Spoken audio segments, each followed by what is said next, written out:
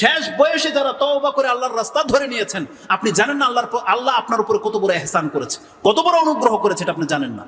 ইনশাআল্লাহুল আজিজ এই 5 মিনিটের মধ্যে যদি আমি সেই জিনিসটা আপনাকে তুলে ধরতে পারি, তা আমি নিজেকে ধন্য মনে করব। আসুন ফিরে সেই আয়াতের দিকে। আল্লাহ কি বলেছেন? যেই ব্যক্তি অন্যায় কাজ করে ফেলেছে, ফাহেশা কাজ করেছে, পাপ করে ফেলেছে, অথবা নিজের নাফসের উপরে কোনোভাবে জুলুম করেছে, সুম্মা ইস্তাগফিরিল্লাহ, সেই যদি আল্লাহ সুবহানাহু ওয়া তাআলার কাছে ক্ষমা চায়, তাহলে সেই ব্যক্তি আল্লাহকে ক্ষমাশীল এবং দয়াবান পাবে।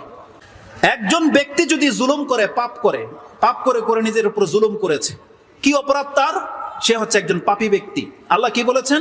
সুম্মা ইস্তাগফিরিল্লাহ, তারপরে সে যদি আল্লাহর কাছে ক্ষমা চায়, সে আল্লাহকে ক্ষমাশীল এবং দয়াবান পাবে। এটা হচ্ছে সরল অর্থ আয়াত। আপনি বলেন তো দেখি, আপনি আমি তো সবাই পাপী, আমরা কি পাপী নই? কারো পাপ আকাশ ছুঁয়ে গেছে, মেঘমালা পর্যন্ত ভেদ করে গেছে কারো পাপ, আর কারো পাপ তার চেয়ে তুলনামূলক কম হবে, কিন্তু আমরা সবাই পাপী। আল্লাহ বলেছেন যতগুলো পাপী আছে এখানে, তারা যদি আমার কাছে ক্ষমা চায়, সুম্মা ইস্তাগফিরিল্লাহ, আপনি কয়টা জিনিস চাইলেন আল্লাহর কাছে? আমরা তো সবাই পাপী। যদি আপনি ক্ষমা চান আল্লাহর কাছে, কি চাইলেন? একটা জিনিস চাননি?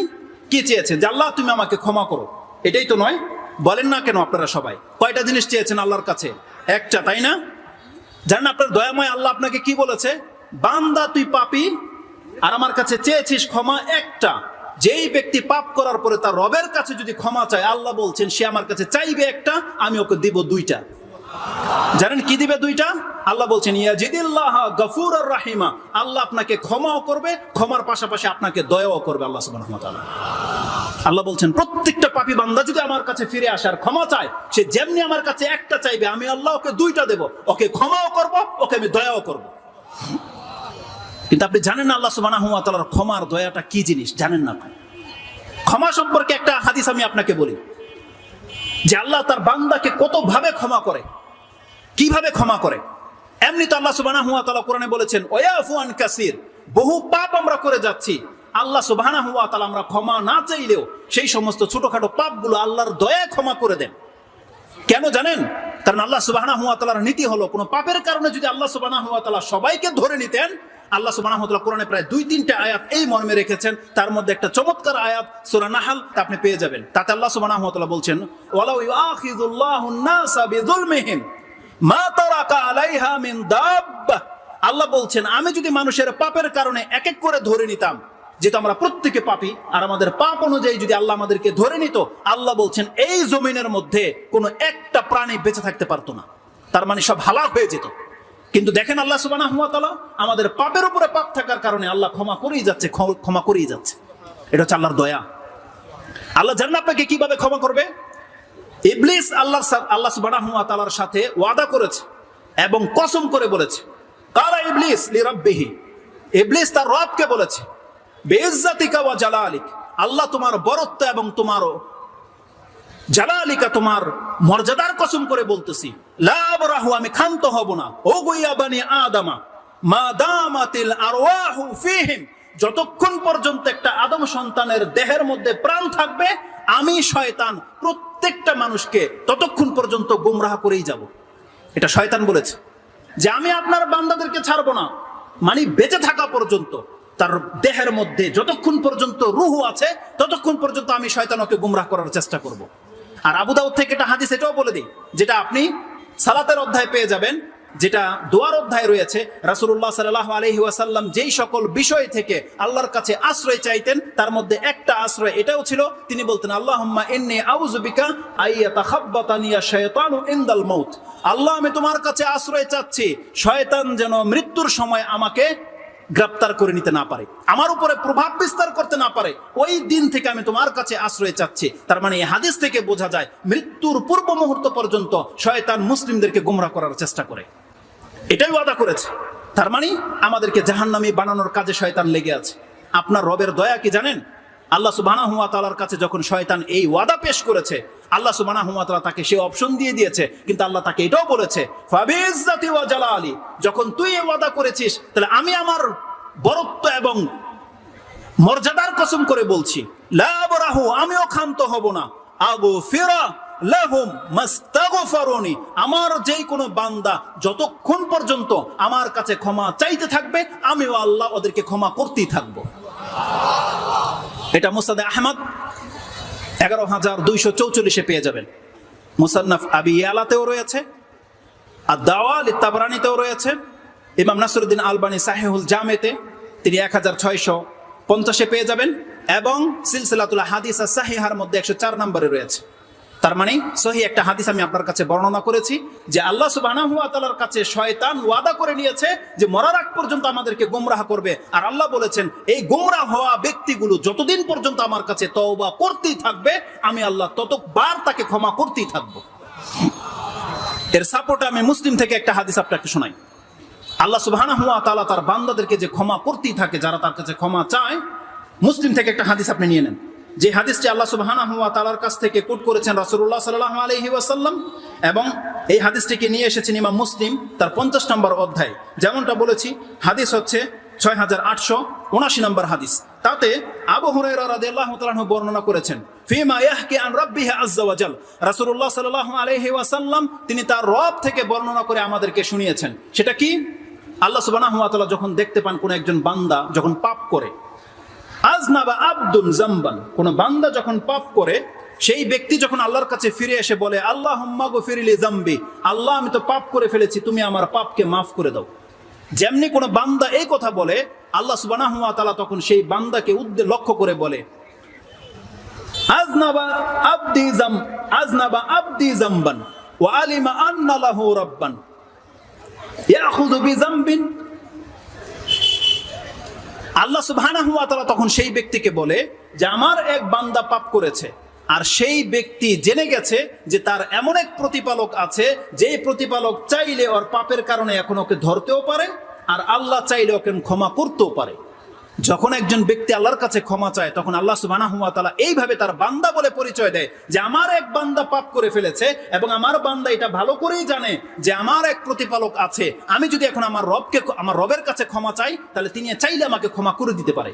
এটা আল্লাহ সুবহানাহু ওয়া তাআলা ব্যক্ত করে। তার মানে আল্লাহ সুবহানাহু ওয়া তাআলা তখন সন্তুষ্ট হয়ে যায়।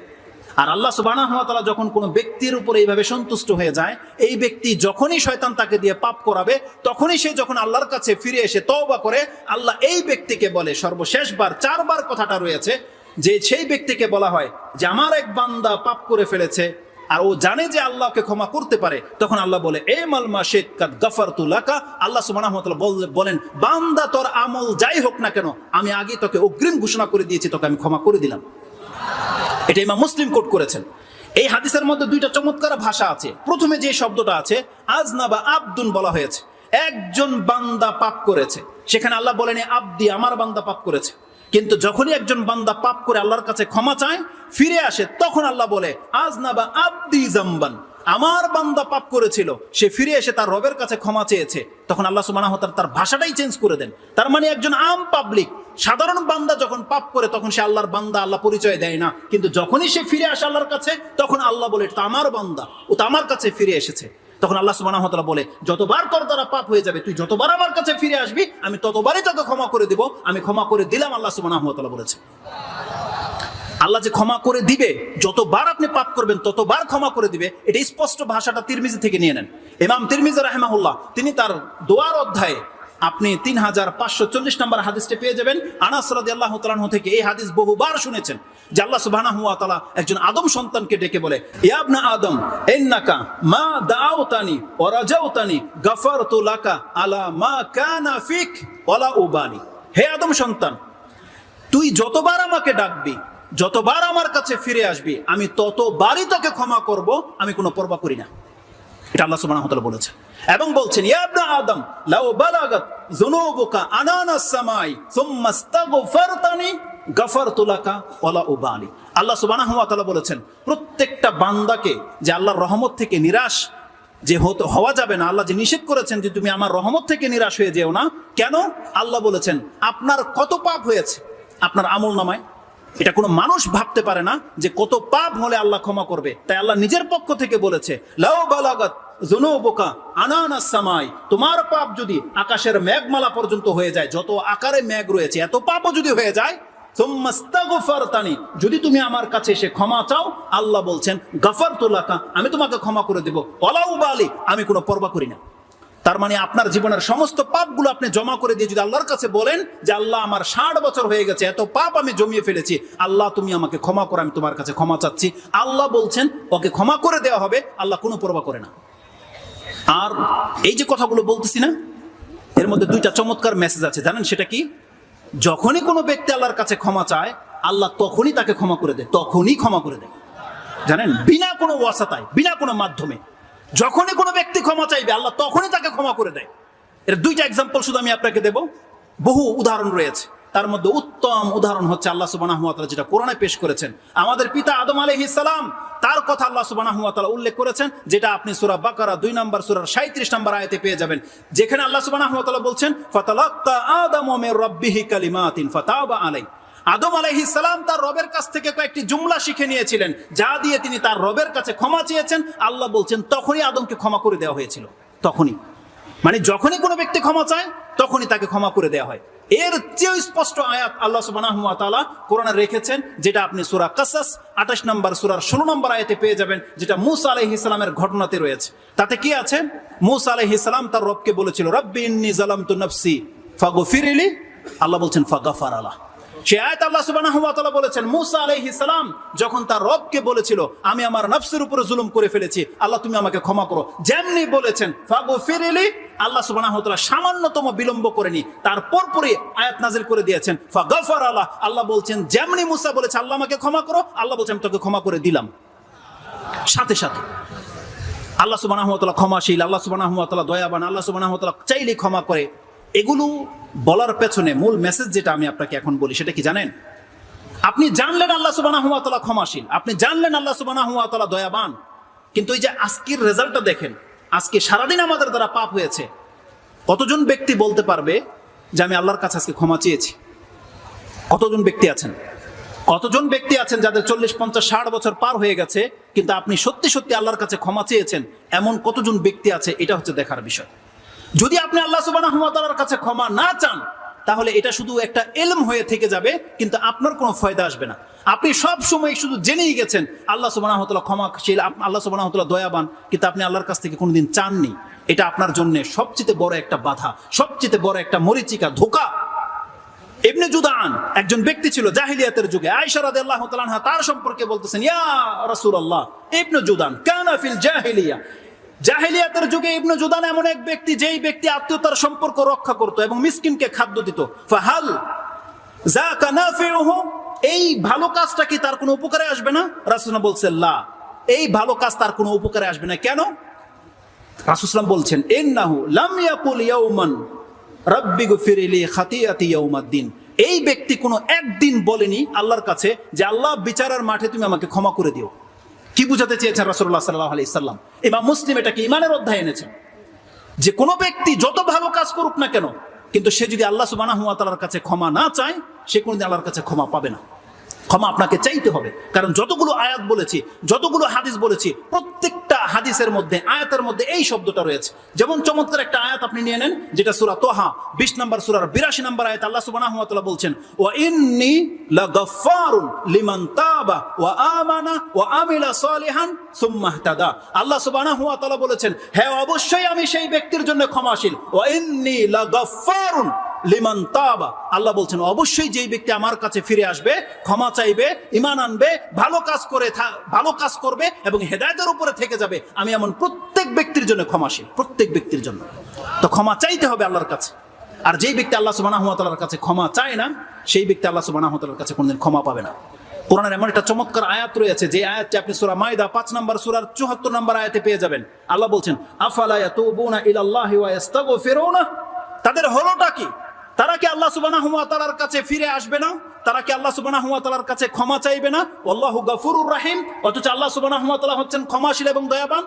এটাই বলেছেন আল্লাহ সুবহানাহু ওয়া তাআলা। তার মানে যেই ব্যক্তি আল্লাহর কাছে ফিরে আসবে, যেই ব্যক্তি আল্লাহ সুবহানাহু ওয়া তাআলার কাছে ক্ষমা চাইবে, আল্লাহ বলছেন তোকে তো ক্ষমা করার জন্যই আমি বসে আছি। আর আপনি জানেন এই আয়াতটা কাদের উপরে নাজিল হয়েছে? ইবনে আব্বাস রাদিয়াল্লাহু তাআলা আনহুমা, যিনি সব থেকে উত্তম মুফাসসির, সব থেকে প্রসিদ্ধ মুফাসসির, যিনি সব থেকে ভালো জ্ঞান রাখেন আল্লাহ সুবহানাহু ওয়া তাআলার আয়াতের ব্যাখ্যা সম্পর্কে, যার সম্পর্কে বর্ণনা এসেছে, তিনি বলতেছেন আল্লাহ সুবহানাহু ওয়া তাআলা এই আয়াত দিয়ে ডেকেছিলেন ইহুদিদেরকে, নাসারাদেরকে, যারা বলেছিল উযাইর ইবনুল্লাহ, যারা বলেছিল মাসীহ ইবনুল্লাহ, যারা বলেছিল আল্লাহু সালিসু সালাসা, এমন ব্যক্তিদেরকে আল্লাহ বলছেন আফালা ইয়াতুবুনা ইলাল্লাহি ওয়া ইস্তাগফিরুনা। হে নবী বলে দেন, ওরা বলেছে ওরা আমার ছেলে বানিয়েছে, আমাকে 3 ভাগ করেছে, আমি কোনো পরোয়া করি না, ওদেরকে বলেন আমার কাছে ক্ষমা চাইতে, আমি আল্লাহ ক্ষমা করে দেব। আফালা ইয়াতুবুনা ইলাল্লাহি ওয়া ইস্তাগফিরুনা সুম্মা দা ইলা তাওবাতিহি ওয়া মাগফিরাতিহি।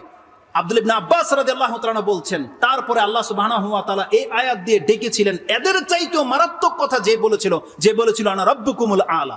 বলেনি পৃথিবীর কোন একজন ব্যক্তি? ফেরাউন বলেছিল আমি হলাম মহান প্রভু। আল্লাহ সুবহানাহু ওয়া তাআলা ফেরাউনকে ক্ষমা করার জন্য মূসা আলাইহিস সালামের মতো একজন রাসূল পাঠিয়ে দিয়ে বলছে ফেরাউন জুলুম করেছে, ওকে বলো, ও কি পবিত্র হতে চায়? মূসা ও যদি তওবা করে নেয়, আমি আল্লাহ ফেরাউনকে পর্যন্ত মাফ করে দেব। শর্ত হচ্ছে আল্লাহ সুবহানাহু ওয়া তাআলা চাচ্ছেন বান্দা তুমি আমার কাছে ক্ষমা চাও। সম্ভবত আমার সময় একেবারেই শেষ। একটা মাত্র কথা, সেটা হচ্ছে আল্লাহ সুবহানাহু ওয়া তাআলা বলেছেন আল্লাহ আপনাকে আমাকে জানিয়েছে যে আল্লাহ হচ্ছেন ক্ষমাশীল এবং দয়াবান। আল্লাহর কাছে ক্ষমা চাইলেই সাথে সাথে আল্লাহ তাকে ক্ষমা করে দেয়। এই জ্ঞান যার কাছে চলে আসলো, জেনে নেন একজন পাপী অত বড় জালেম নয়, যত বড় জালেম ওই ব্যক্তি যে আল্লাহর ক্ষমাশীল দয়াবান হওয়া সত্ত্বেও, এটা জানা সত্ত্বেও আল্লাহর কাছে ক্ষমা চাইল না, এই ব্যক্তি হচ্ছে সবচেয়ে বড় জালেম। কোরআনে আল্লাহ সুবহানাহু ওয়া তাআলা সূরা হুজরাতে 11 নম্বর আয়াতে আল্লাহ সুবহানাহু ওয়া তাআলা বলেছেন ওমান লাম ইয়াতুব ফাউলাইকা হুমুজ জালিমুন। যেই ব্যক্তির আল্লাহর কাছে তওবা করে ফিরে আসে না, মূলত এই ব্যক্তি হচ্ছে জালেম। আল্লাহ সুবহানাহু ওয়া তাআলা যেমন ক্ষমাশীল দয়াবান, আল্লাহ তার রেজাল্টও বলে দিয়েছে, বান্দা তুমি ক্ষমা চাইলে ক্ষমা পাবে, তোমার উপরে দয়া করা হবে। কিন্তু যেই ব্যক্তি ক্ষমা চাইবে না, সেই ব্যক্তি হচ্ছে বড় জালেম। আমার ব্যর্থতা যে আল্লাহ সুবহানাহু ওয়া তাআলার দয়া এবং ক্ষমার মূল বিষয়টা আমি আপনার কাছে তুলে ধরতে পারিনি। তবে সর্বশেষ একটা হাদিস আমি বাংলায় বলে দিয়ে সেটা শেষ করে দেব। আপনি কি জানেন আল্লাহ সুবহানাহু ওয়া তাআলার দয়া এবং ক্ষমাটা কি? আপনি ক্ষমা চাইলেন, আল্লাহ আপনাকে ক্ষমা করে দিল, দয়াটা কি জানেন? সেই হাদিসটি আপনি পেয়ে যাবেন, ইমাম মুসলিম তার কিতাবে কোট করেছেন। ইবনে ওমর রাদিয়াল্লাহু তাআলা আনহুকে কোন এক ব্যক্তি জিজ্ঞাসা করেছে আপনি কি নাজওয়া সম্পর্কে কিছু শুনেছেন রাসূলুল্লাহ সাল্লাল্লাহু আলাইহি ওয়াসাল্লাম থেকে? তিনি বলছেন হ্যাঁ শুনেছি। রাসূলুল্লাহ সাল্লাল্লাহু আলাইহি ওয়াসাল্লাম বলেছেন কিয়ামতের মাঠে এমন একটা সময় আসবে একজন মুমিন ব্যক্তিকে আল্লাহর নিকটে করে দেওয়া হবে, তারপরে তাকে কানাফা দিয়ে ঘিরে নেওয়া হবে, পর্দা করে নেওয়া হবে, যাতে করে তার পাপগুলোকে আল্লাহ স্বীকার করাতে পারে। আল্লাহর দয়া দেখেন, একজন বড় পাপীকে আল্লাহ পার্সোনাল ডেকে তাকে চাদর দিয়ে ঘিরে নেবে, সে হোক মহিলা সে হোক পুরুষ, তাকে আল্লাহ পার্সোনাল ডেকে নেবে যাতে তার পাপগুলো কেবল তাকেই দেখানো যেতে পারে, অন্য কোনো ব্যক্তি যেন না জানে যে আমি কত বড় পাপী। এটা আল্লাহর কত বড় দয়া। আল্লাহ ঢেকে নেবে, তারপর বলবে বান্দা এই পাপগুলো কি তুই করেছিলি? আমরা প্রত্যেকে সে পাপগুলো চিনতে পারবে এবং বলবে আর আরিফতু রাব্বি আরিফতু, আল্লাহ আমি জানি এই পাপগুলো আমি করেছি, আমি স্বীকার করতেছি। আল্লাহ সুবহানাহু ওয়া তাআলার পক্ষ থেকে যে মেসেজটা দেওয়া হবে সুবহানাল্লাহ, আল্লাহ যেন আমাদের প্রত্যেককে সেই ব্যক্তিদের অন্তর্ভুক্ত করে দেন। জানেন সেটা কি? আল্লাহ সুবহানাহু ওয়া তাআলা বলবেন সাতারতুহা লাকা ফিদ দুনিয়া, বান্দা এই বড় বড় পাপগুলো তুই করেছিলি, আমি দুনিয়াতে সেগুলোকে গোপন রেখেছিলাম, আর আজকে তোকে আমি ক্ষমা করে দিলাম। সেই পাপগুলো স্বীকার করার পর আল্লাহ বলবে আজকে আমি তোকে ক্ষমা করে দিলাম। এবং সেই পাপগুলোকে আল্লাহ কি করবে? ইউবাদদিলুম সাইয়্যাতিহিম হাসানাত। আল্লাহ যে কথা কোরআনে বলেছে সূরা ফুরকানে, ওই দিন ঘটবে এটা। আল্লাহ তার সেই আমলের নামা কিতাবটাকে পরিবর্তন করে তার ডান হাতে ধরিয়ে দেবে এবং সে পর্দার থেকে বেরিয়ে আসবে, যেটা আল্লাহ সুবহানাহু ওয়া তাআলা 59 নম্বর সূরায় বলেছে হা ও মুকরাউ কিতাবিয়া ইন্নী জানান্তু আন্নী মুলাকিন হিসাবিয়া। সেই ব্যক্তি বলবে আসো আমার কিতাবটা পড়ে দেখো যে আমার রব আমাকে ক্ষমা করে দিয়ে আমার আমলনামা ডান হাতে ধরিয়ে দিয়েছে, আমি জানতাম আজকে আমার রব আমার সাথে এমনটা করবে। সেই ব্যক্তি হবে সেই ব্যক্তি। আল্লাহ যেন আমাদের প্রত্যেককে ডানপন্থীদের দলে অন্তর্ভুক্ত হওয়ার তৌফিক দান করেন।